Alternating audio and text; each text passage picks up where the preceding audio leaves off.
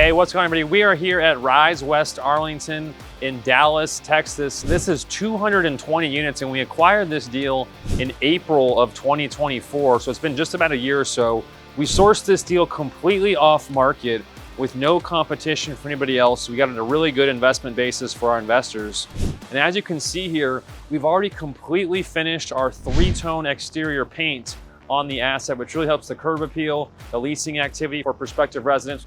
Then a brand new monument sign with an LED backlight, new landscaping. We're finishing up all the leasing office renovations now.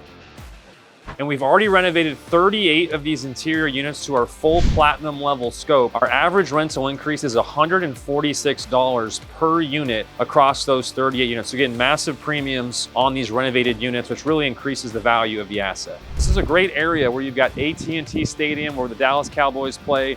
You got the University of Texas at Arlington nearby, so thousands of jobs nearby this location. So if you'd like to learn about how you can participate in future investment opportunities like this one, then go to our website, set up a call with us, and our team would love to speak with you soon. Thank you.